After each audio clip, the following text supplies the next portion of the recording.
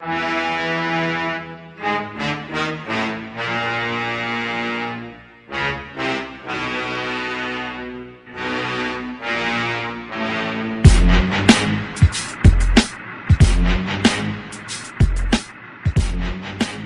and gentlemen, it's the Big Jiu-Jitsu Show. Member of the Podbros Podcast Network. Don't forget to go to podbros.com and find yourself a podcast that you want to listen to. And don't forget to check out our sponsors, Trap and Roll Soap Company.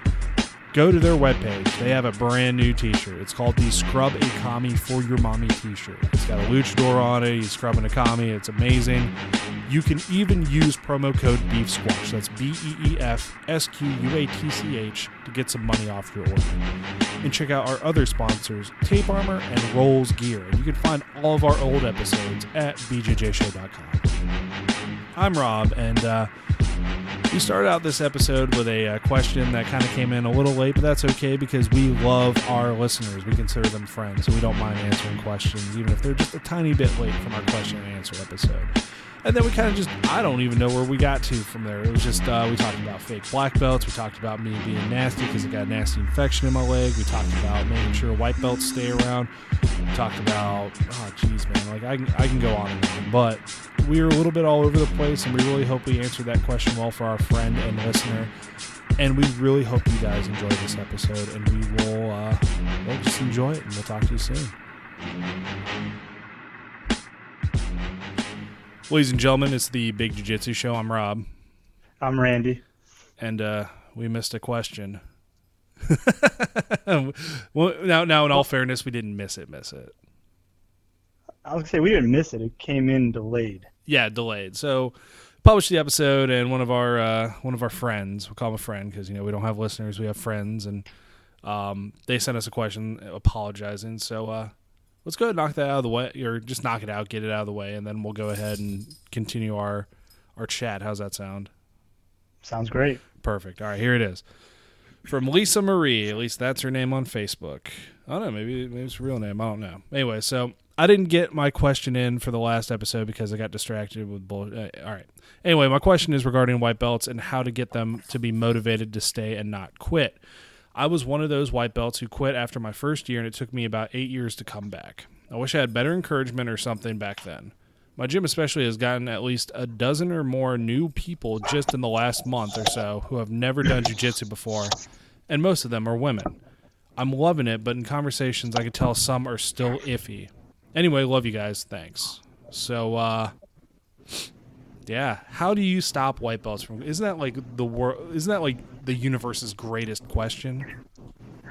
White belts and blue belts, I think. Yeah. Yeah. I mean, I think those are the two ranks where people tend to quit the most. Yeah. So how do you do that? That's the big thing. Yeah, white belts because I think they realize that it's pretty tough, and then blue belts because I feel as though a lot of them go, you kidding me? That's the first belt. That's all the work I have to do for one belt. Fuck this. Yeah, those blue belt blues too, because I feel like in most gyms,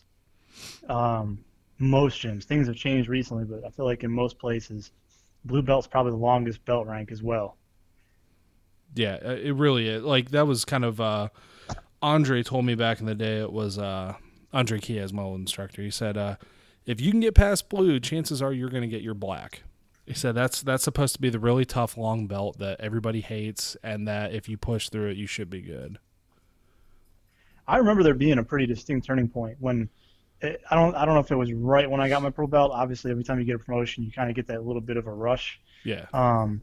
But I feel like jiu-jitsu became way more fun when you started to see how the pieces come together. When you started to realize there was kind of like a method behind the madness. It wasn't just a shit ton of information and feeling like you're never going to know enough to be any good at it. Yeah. I mean, I'm sorry, go ahead. So white belts, though, I mean, that's the belt of getting your ass beat. It really is. And I mean, to go back to a meme that I've seen a million times, white belts are friends, not food. Yeah, we get it. But you still you can kind of kick their ass without scaring them off, in my opinion at least, because it is scary. It's a person on top of you. It's a person hugging you. You guys are in pajamas. There's sweat everywhere. I think you think you hyperextended your elbow, but you really didn't. It just hurts, and you tap, and you forget a tap, and all these other things. And that's like in the first week of doing jiu-jitsu. So Yeah. I feel as though I'm really torn on it. I feel like maybe sometimes you should throw people in, but something I instituted at my club was that if you don't have a certain amount of classes, you cannot be submitted. Like the people who had been there are not allowed to do submissions. You can only do positions. And I had to clarify that with certain people in the club that positions mean like mount and side control and guard, not get them in an arm bar and don't crank on it, or like put them in a choke and not, finish the choke. It's more or less like positional based sparring and getting to a better position and escaping. And then I had to, and then after the great Seonagi fiasco of 2017, I had to institute you're not allowed to do stand-up unless you have 2 stripes on your white belt or you wrestled previously or did like judo or wrestling previously. So you're going to have to elaborate on this story. I want to know what the situation was. All right, the great Seonagi incident of 2017. So one of my blue belts at the gym, he is just a monster. Like he really should be a purple belt, I feel, just based on skill alone. He went to some competitions in Germany and he'd face purple belts and he subbed like quite a few of them in under a minute just because it just works for him. He's a fucking he legitimately is a jiu-jitsu genius, I feel. And if he does like if he went full time, he'd easily be like I feel like he would easily make a good showing at Worlds no matter what belt he is. So that's pretty solid. Yeah, dude, like he's your size, so it is legitimately everything I can do to just like not do big guy jiu-jitsu and smash him in the ground and hold him there because that's one of the only things I can really do to stop him. So this guy, his name is Aaron. Aaron is hopefully still listening to the podcast. He was the former co-host actually when I was in Germany. So, we had a new guy come in and he said, "Hey, you want to do some you want to roll?" And the guy said, "Yeah, I have some experience in stand up or whatever." And I don't know if that translated correctly or whatnot, but they started the match. I turned my head because I was talking to one of the parents of the kids class, and I turned back and Aaron I think the best way to describe it is he Seonagi'd the shit out of this guy. Like, it was legitimate. It was almost like the guy just stood up, put his arm forward like a half Frankenstein and ran directly at Aaron. That's how good he threw him. Like, it was amazing. And he hit the ground and he hurt his ribs. Like, not too bad, but bad enough that I'm like, oh fuck. So like he had a military school coming up and we were kind of, worried about it, and he made it through and everything was fine, but it was still like we gave Aaron shit about it, just like ending white belts in class just from like one throw. Which, I mean, deep down I was like, yeah, I'm proud of him for, because he's doing takedowns. And then on the other hand, I was like, fuck, well, there goes a white belt. So I feel like, yeah, you need it like that. That was where the 2-stripe rule came from. I was like, if you got 2 stripes, it means you've done enough stand up like drills and takedowns and break falls to at least be knowledgeable not to die when you get thrown. Well, that's pretty similar to what we do at TFTC as well. Is you're not cleared to roll with anybody until you have at least 1 stripe on your white belt, and then even then, pretty selective about who you allow them to roll with, just to be on the safe side. We all know that if you do jiu-jitsu for any length of time, you know that there are some partners that are safe, some that are a little spazzy, and some that just want to rip your head off. And so you have to kind of play that delicate balance between who rolls with who sometimes. And I think a lot of what we're talking about is exactly what it takes to keep white belts in the gym. Number 1 is keep them safe. That's your first priority. No, yeah. I was going to say the safety of all your students is kind of like an instructor's number 1 priority, like you were saying. Absolutely, and I think even with the white belts, it's even higher in terms of your responsibility, because I feel like when you start getting a darker shade around your waist, the responsibility for you to keep yourself safe starts to increase as a student. Yeah. Not that the instructor should just not care what you do and not paying attention to you, because that's not the case either. There's a lot of hazards in a jiu-jitsu gym that outside of just students. But I feel like you need to give special care and treatment and attention to white belts because they don't know enough, or they know just enough. On the other side of that, they have a couple stripes, they know just enough to get themselves seriously hurt. Yes. And that's number one, because if somebody gets hurt, I guarantee most people that get hurt at white belt are not coming back. They haven't invested enough time in the game to have it be worth coming back and risking it again. Purple belt, brown belt, black belt gets hurt, they're coming back to jiu-jitsu. They're not going to quit. Yeah. But a white belt, they're probably going to be like, yep, nope, it's not for me, I'm out. What else do you think? Other than safety, what else do you think is important in terms of keeping a white belt at the gym? Man, I feel like building some rapport with them is kind of important as well. Like, last thing you want to do. So first off, yeah, we talked about how it's kind of terrifying to be in pajamas rolling with people. Now, on top of that, you know nobody. You don't know anybody at jiu-jitsu. So in that time, it's probably a good idea to go ahead and, introduce yourself to the new white belt, because you were there at one point too. Because I remember what it was like. It was just pretty much you show up and you don't know anybody, and everybody's measuring each other up because you're all white belts and y'all are the baddest people on the face of the face. And I joke about it, but it is kind of serious in a way too.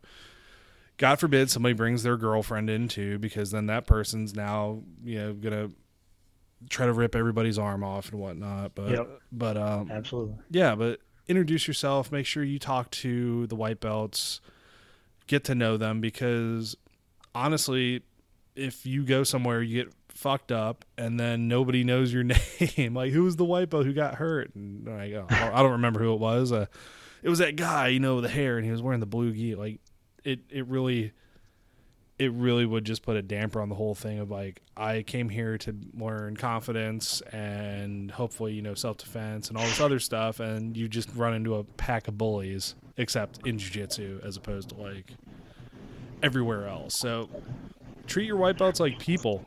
Don't be like, well, I'll be friends with them if they stick around. Nobody is grizzled or like salty enough to not make more friends or get to know people on the mat. And if you fuck up their name, that's different. Like, at least you're trying. Yeah. Well, I guarantee I'm going to fuck up their name. Probably for at least the first 3 months. Yeah, and that's fine.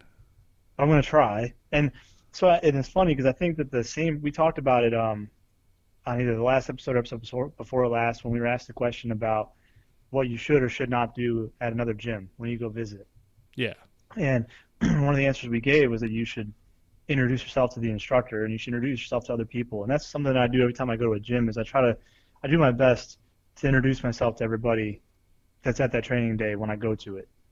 So when I went to Braga's gym the first time, I kind of went around and shook people's hands, like, hey, I'm Randy, how you doing? Hey, introduce yourself, because it does a couple of things. It diffuses some of the ego a little bit, not all of it. Yeah. But it kind of shows that you're not there to prove yourself. You're trying to be friendly. You're breaking the ice. But the same is true in reverse. You get somebody that comes in the gym, they haven't been around long enough to have established that confidence level to do that. They're probably not going to work the room. So you're right. I think that you as the instructor, and then even other students, I mean, anybody listening to this, even if you're not in an instructor role, if somebody comes and joins the gym, every black belt was once a white belt, even your instructor. And so you don't know what this person's potential is. They might be the next greatest training partner you ever had.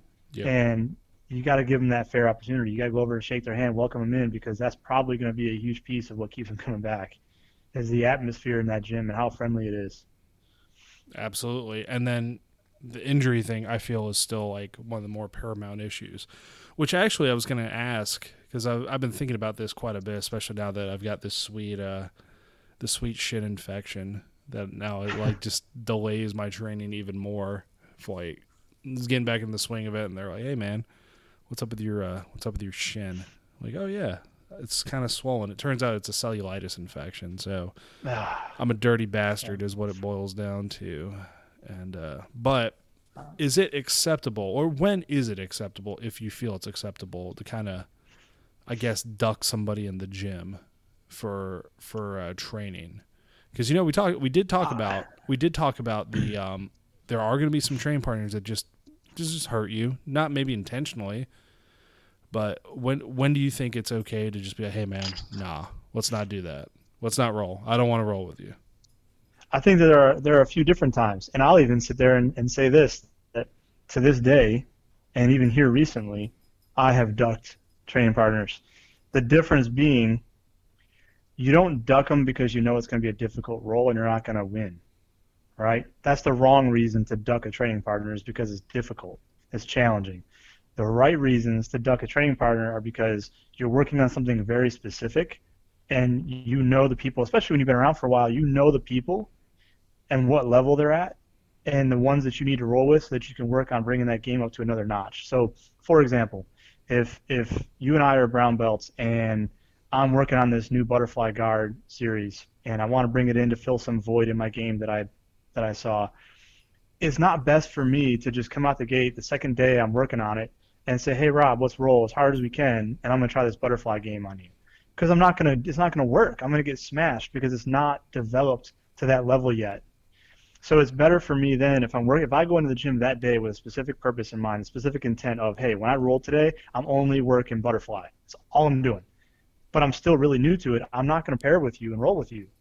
I'm going to go and I'm going to roll with the blue belts because they have a good enough base, decent enough understanding of defense and position, but not to the level where, if it doesn't work and they pass my guard, I can re-guard, right? And I can go back to work on it again, and I can get some quality reps in working against somebody that has a decent level, like a middle school level understanding of jiu-jitsu. So that would be a good time to duck, quote unquote, a training partner. Or if you're banged up and the person you're ducking has a propensity to roll pretty hard, not like spazzy hard or asshole hard, but just they're a really fast, rough, grind, competitive roll. If you're banged up, you don't need that. You need a different type of roll. So I think those are the two times that I'll duck somebody. I kind of agree with that with the ducking when you're injured. I almost don't want to roll because I know my caveman brain goes like, hey, we're gonna roll light. Like, Big John and I used to roll light all the time. Well, not all the time, but hey, let's roll light. And he does something or I do something and he turns it up and I try. Dude, we're barbarians. That's just the way it is with me and him. But like, for injury stuff, yeah, I actually was feeling kind of smart. Like, hey, my back's bothering me. Is it okay if I just roll with, Jay, because I knew Jay wasn't going to hurt me, or because I knew he was also going to keep me in control as far as like, Rob, you shouldn't be doing this, or some of the not the wrestler white belts or even the hardcore, like I'm here to learn to fight white belts, like the people who just want to come and learn, so I get to like work on movement so I don't accidentally just smash my lower back again, just hurt. But right. Yeah, working on stuff too, I'll do that as well. But I was thinking more like just hard rolls you don't avoid. Like, don't ever avoid them. No, I don't think. I think, yeah. I mean, I think that, and it might, when I say to duck a roll, I don't mean the entire training day. Yeah, right? yeah. So maybe in the beginning of the training session while I'm fresh, I want to work on that butterfly sweep series that I'm working on. So my first 3 rolls are going to be against blue belts or purple belts maybe. Right. And work on that. And then, okay, I've put in some work. Now let's get in a nice hard roll with one of the brown belts so that I can still get that working on my A game and some of the conditioning and just that overall resilience. Because, I mean, let's face it, that's a huge part of jiu-jitsu. You got to have those grinds. You have to. They're good for you unless you're banged up. If you're banged up, then don't do it. Yeah. you gotta come back to class. That's the whole point of this conversation, is to make sure people don't, And then I think, and then to delve even deeper into the question that was given is, how do you motivate yourself? I think that was a big part of it too, is, the self-motivation piece. How do you keep coming back for more? If you take a long layoff, I hate to be kind of cold about it because I've been there and we've all been there. Yeah.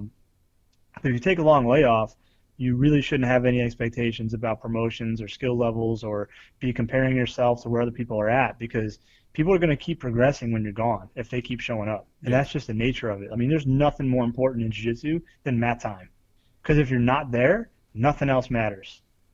And so if you're not there, I mean, you're kind of starting over. You'll catch up, and you'll catch on quicker than somebody who just started day one. Yeah. But if you were a white belt and you took 8 months off, you're going to be a white belt. You might as well say you're starting over fresh and clean again. Wow. Yeah. I mean, that is something a lot of people forget. And that's something I forget about too, because was it the last time I came to class after like a couple months, I was like, all right, guys, I'm going to It's like, oh man, I can't wait to whoop up on these guys. I'm so ready. And then I'm like, I rolled really hard for 5 minutes. What's going on, man? Why can't I breathe? Like, it's bad, like real bad. Oh yeah. Conditioning is the first thing to go. Timing, I think, is the second. Yeah. Oh, dude, I fucking was all over the place. I think I had to kind of had to make the circle block fit in the square hole a couple times for a for a submission to work for me. And I was like, oh, perfect, a inverted armbar. I'll take that. Thank you very much. You know, if you miss a couple of weeks, maybe a month, depending on what you're working on, where you're at when you leave, you don't really lose that much. No. You know, it's negligible what you're going to lose as long as it's not a regular occurrence. But man, if you miss a long time, 6, 8 months, a year. I remember I was out, I think it was 6 months with a rib injury when I was a blue belt, and I came back and I felt like shit. Yeah. But I mean, that's just, you know what? The thing that helped me a lot was when I finally made that decision in my head, and I think it happened at Purple, that I was going to do this the rest of my life regardless. Like, as long as I can move, as long as I have the ability, the physical ability to do it, I'm going to keep doing jiu-jitsu. And so it doesn't even matter what color is around my waist, really. Yeah. I mean, yeah, I want to get that coveted black belt. Everybody does. Like, you're lying to yourself if you say you don't want it. But what I'm saying is, even if I never got it, I'm not going to quit. I'm going to keep training because I love it. There's nothing that brings me more mental peace and clarity than jiu-jitsu at this point in my life. So once you make that decision, it really doesn't matter. Like, you don't care. Okay, I've been gone 8 months. I came back. There's all these new students. People are getting promoted all around me, and I'm still sitting here. Who gives a shit? Keep training. On the flip side of that, I have seen people that train, consistent. They've been there. They're putting in the work. They're putting in the effort. They're consistent all the time, showing up to class. And they go years and years and years without being promoted. And that is something that I see, and I can understand that that's got to be frustrating. I don't have an answer for that. I'm not a black belt. I'm not eligible to promote people. But I have a couple friends that have been through that, and that sucks. But when you're a white belt, it doesn't really apply to you, unfortunately. Yeah. Because you're in the shortest belt of your career at this point.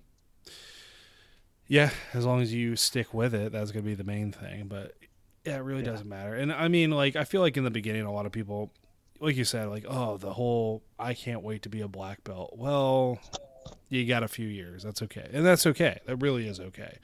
But just mainly wanting to get out there and train should be the main focus and having a good time. And then, like, you know, it all comes. It'll come to you, you know, the belts, the stripes, whatever. And even if you don't want to compete, if you don't want to, you know, fight or whatever, you just want to show up and train and learn how to defend yourself, perfect. I think that's like, that's it. Like, that's really the bread and butter of Brazilian Jiu-Jitsu, as well as, like, having what was it? Just having, I guess, maybe the motivation to stay and keep going and understand that people have been there too, and that they are actively trying to help you, as long as you have a gym where people aren't actively trying to just beat your ass for no reason. Right. And I think that, yeah, I mean, it's very much about the gym and the community, but it's also very much about you, and that's the only person you should really be competing against. And it all sounds cliche to say it, and back when I first started, I didn't want to hear it. I hated jiu-jitsu when I first started training in it because I sucked, and I got smashed. And I'm a little guy, so everybody just loved fucking crushing me. And I was claustrophobic, and every day felt miserable. And, you know, it seemed like everybody else was getting better, and I was staying stagnant the entire time. Yeah. And then I got my blue belt, and then I moved out here to Raleigh, and then all of a sudden I'm getting smashed again, and I suck again, and I can't figure out what the hell's going on, you know. And it's just a constant grind, constant process. And I can say wholeheartedly now, yeah, I want my black belt when I'm ready and when I deserve it, but it also scares the shit out of me because that's it, man.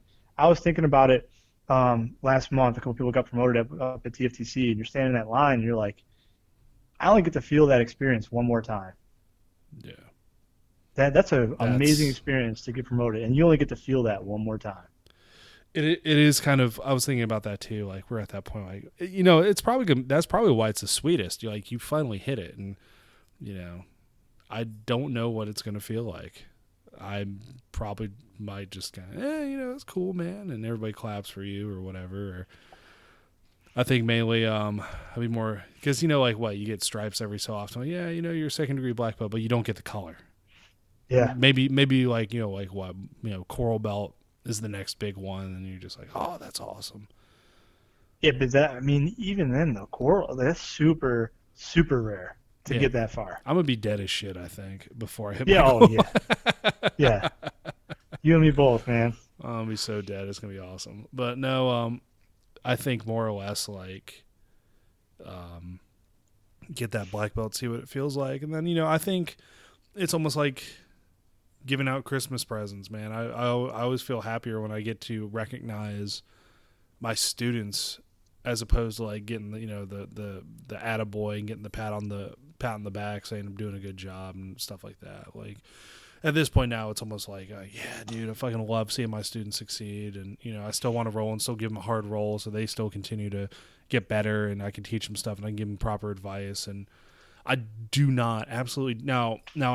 I'm going to caveat this with everybody gets injured, as me and Randy are absolutely living, breathing examples of this. Yeah. But if you're a black belt and you're not actively doing something with your students, you probably need to rethink what you're doing. 100%.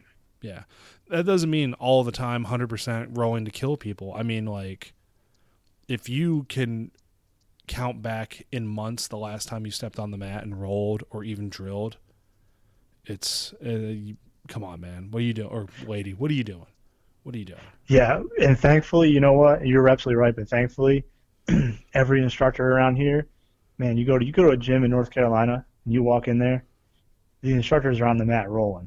I mean, they're putting in work. I don't know of any that in this area that aren't doing that. So we're pretty lucky to have a lot of really, really good instructors that embody what it means to be a good coach.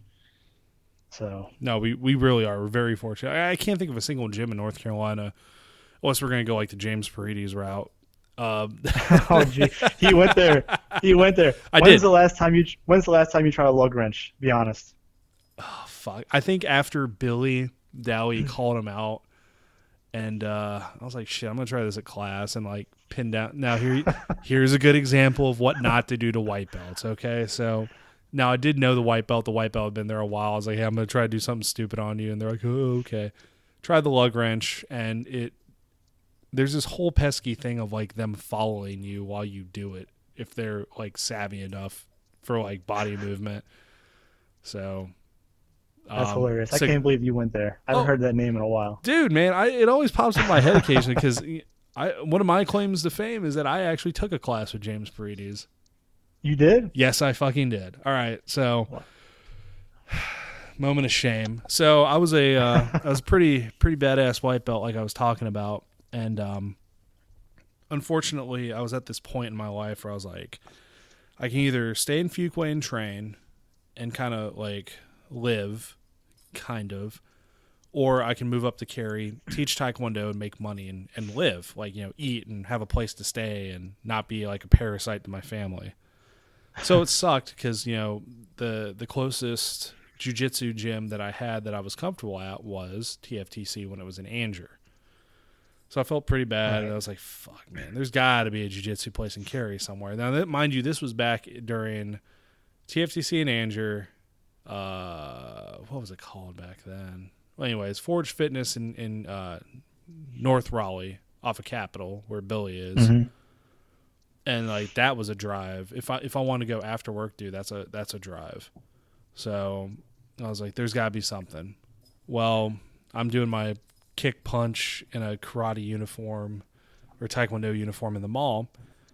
And I'd always chatted with this guy. He was like, oh, yeah, you do martial arts? He was selling, like, I don't know, fucking shitty Buddha dolls or whatever. It was like one of those, like, Oriental kiosks that sell stuff from Asia, but it's not really from Asia because it was made in Mexico. And, you like, what I'm talking about. Like, oh, like the shitty Buddha doll or the really fake knife that, like, if you actually had to use it, it would break out of the handle. This sounds like the start of a really good movie. It really does, man. It actually, but the ending of the movie is kind of shitty. So I go and he's like, hey, how's it going, man? I'm like, hey, doing all right. So we chat back and forth, and finally, we kind of started talking. He's like, yeah, I've been a Brazilian jiu-jitsu instructor for, a while. I've been a black belt for like 6 years, and my brain goes, shit, did like Brian and Neil just like miss a black belt in the area or something? Because I mean, like, it's Cary, everybody moves around and shit. It's very possible this guy just moved here. Mm-hmm. And I was like, you teach jiu-jitsu? He's like, yeah, man, I teach it at my house. I live right here.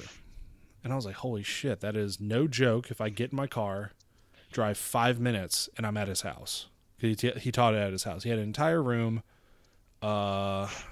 dedicated to teaching Brazilian Jiu-Jitsu. He had students. He's like, come through, just train with us. I'm like, dude, how much is it? He's like, dude, it's free. I'm like, it's free? He's like, yeah, dude, it's free. So I go to class. I do the class for an hour, and about 10 minutes in, I always talk about like the measuring stick of a jiu-jitsu black belt will always be like based on my first instructor, either be Brian or Neil, how they taught, things they did, stuff like that. And I was like, this dude fucking sucks really, really bad. And I was like, dude, come on. Like, this guy's a black belt. There's no way. There's absolutely no way he's a black belt. So I did the class. I think he taught like triangles or something. I was all excited. Oh my good, get a roll with people again. This is going to be great. And he's like, yeah. All right, guys, thanks for coming to class. Class is over. We'll see you guys next time. And I was like, do we roll at the end of class? He's like, nah, man, we don't roll at the end of class. It's mainly just, working on technique. And, we go like super duper light when we drill, and then we go home. Wow. And I'm just like, are you, what? That's class. That even white belt Rob figured out that was not correct. That's terrible. And so I was like, oh, whatever, man. I think I told Neil and Brian about it. I was like, hey, I tried rolling with this fucking clown, and I told them the whole story, and I don't even remember what they said, but I'm pretty sure I can hear Neil's response in my head. It was probably something about calling him a toolbox or something like that. And then that's Neil's favorite word, and I approve of it greatly. But I was just like, I can't believe this shit. So then, I think I was in the Army at this point, and then James Paredes pops up in some of the Facebook pages, and I was like, holy shit, it's that guy. And sure enough, that's when the lug wrench came to be, and that famous video, Billy Dolly with a huge wad of dip in his mouth, laying out money. Yeah. What is it that he would be unable to pull his grips off to lug wrench him? So yeah. Fucking, yeah, that was I think there's a lot of high points in North Carolina Brazilian Jiu-Jitsu history. I really feel like that's probably one of the top. I agree. Oh my god, that was a good time. I'm very surprised he didn't come through a TFTC to train or teach or whatever. Yeah, I'm not. You wonder what happens to people like that. Like, what goes through your head? You really think? I mean, obviously now you'd have to be crazy to try that because jiu-jitsu is so much more popular than it was years ago. You might get away with it for a short amount of time if you stay low-key, but now you won't get away with it. And that's just asking for trouble from the legit practitioners in the area. I mean, because you figure a guy like that, a legit blue belt would walk in and own his ass. Yeah. And make him look like a clown. So you just wonder what goes through people's head like that. What's the motivation? Especially if he's giving away for free. He's not even making money. He's not even frauding people. He's just wasting his life. Yeah, it really is weird when people do that. But I mean, what is it for anybody else faking about shit like that? Like, it doesn't have to be just Brazilian Jiu-Jitsu. It could be whatever you want, man. It could be military. It could be law enforcement. Dude, why do people impersonate police officers? That fucking drives me insane. Like, we are the most hated profession in all the free world. Why do you want to be us if you're not us? And then on top of that, it is a legitimate law. Like, it is illegal to impersonate a police officer. Yes. It's not against the law to be like, yo, I'm a BJJ black belt. What do you think of that shit? It'd be like, hey, I'm a cop. I need you to move along. And then some real cop shows up. Hey, what are you doing? Oh, this guy said he's a cop. And then what happens? Oh, you're going to jail. So I think it should be against the law for stolen valor as far as military too, though. I mean, I get why it's not when you compare the two. I mean, you're impersonating a police officer, you're assuming an authority that doesn't exist, and some people are ignorant enough that they'll believe it and submit to your authority. So I get that. Yeah. But I just, it's shameful either way. No, I agree. Shameful either way. I agree. I mean, because in all reality, when I was active duty, if I was like, hey, I'm Staff Sergeant so-and-so, you need to move along, they'd be like, cool, man, I'm not in the Army, get fucked. Like, that's pretty much like what the response could be. Whereas, like, if I say, like, hey, I'm Officer Rob, you need to move along or I'm going to put you under arrest. There's, like, a whole bunch of other shit, like, that could be, could be thrown in there that could go very, very badly. Like Yes. it's that's why. Stolen valor, I get it. It's wrong. The people in the military usually can find out a phony, and that's usually, and that's kind of like a big deal. But at the end of the day, I can't arrest anybody based on being like in the military, unless I'm in the military police on the military base, and that's really it. But yeah, so that's my James Paredes story. I feel I'm very excited to have just a tiny part in the history of North Carolina Brazilian Jiu-Jitsu, just to say I trained with that guy one day and thought he sucked. 2 pretty epic stories in the same podcast. Indeed, man. We're fucking really doing it today, aren't we? Yeah, we had to make up for lost time, man. Yeah. We had to get on there. Jesus. Yeah, I'm sorry, guys. And then I'm moving tonight, so all the episodes will be a little easier on top of that. I agree. But there is one other story I will tell, but I'll tell you that after the episode because it is somebody still in the community. Oh, I'm interested. Yes. Oh, you will like it. It's pretty funny. It's nobody good that we like. How about that? So TFTC is safe. Everybody I train with is safe. Yeah. So, you got anything else for these guys before you head out? I don't. One thing I do have one request for the listeners though. We're trying hard. We're interacting. I'm trying to be funny with some of these memes. I'm new to the meme game. I'm new. Give us some interaction. Give us some questions, some comments, some posts. Share some pictures. I created a group on the page, so now there's a little bit more ability to interact with each other as guests. So start kicking up some conversations. We can feed off of that on episodes in the future, and then I'll let you tell the rest in your exit spiel. But just more interaction. That's all I'm asking for. Exactly. So we like Elmer Fudd. Fuck. We like interacting with you. So please continue to leave comments, all that good stuff. So I got nothing else, but we really do appreciate you guys listening to the episode. Once again, this is Big Jiu-Jitsu Show, member of the Pod Bros Podcast Network. Don't forget to go to podbros.com and find yourself another episode you want to listen to. And you can find all of our old episodes at bjjshow.com. Buy a sticker, buy a patch. Actually, you can't buy a sticker. Just buy a patch, buy a shirt. And don't forget to check out our sponsors, Rolls Gear, Trap and Roll Soap Company, and Tape Armor. And that's really all I got. So I'm Rob. I'm Randy. We'll catch you guys next time.